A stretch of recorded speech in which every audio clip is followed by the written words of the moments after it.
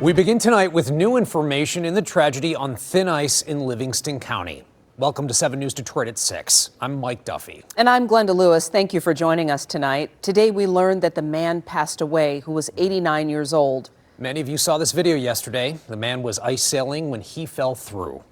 Firefighters rushed to save him, only to become trapped themselves and needing the Coast Guard to airlift them all out. It took around an hour and a half to get the man out of the water. Tonight, 7 News Detroit reporter Sarah Michaels is sharing the heartfelt message from the 89-year-old's family, neighbors who saw that rescue attempt, and listening to the fire chief about the nightmare scenario first responders were facing. Helicopters zipping around, drones everywhere up in the air. Tom Starbowski has lived on Lake Chemung in Genoa Township for about 45 years. He has seen some tragedies here, but nothing like the havoc of Wednesday's attempted ice rescue. I'm talking, that's how far they had to go.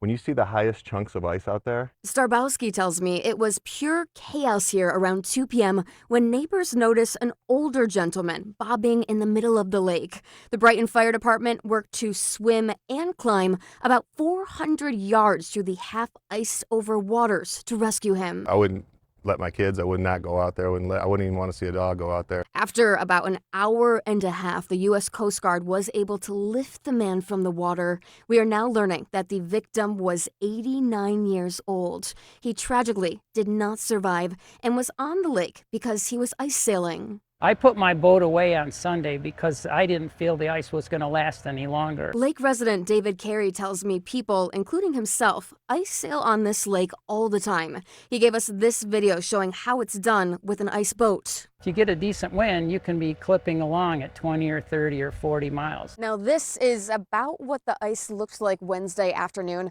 leaving many wondering how this gentleman even got out to the middle of this lake. And so if you kind of picture having to go about 400 or 500 yards, it wasn't that all the ice was breaking. It would be thick in spots, so they would have to push themselves up onto it.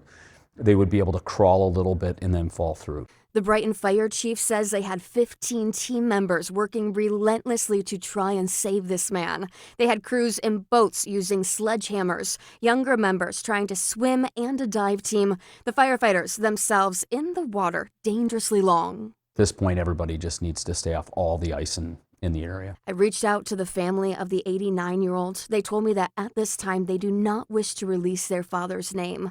But they gave me this statement saying he had an unstoppable zest for life. He was a brilliant engineer and creative spirit and had an adventurous heart that never faded.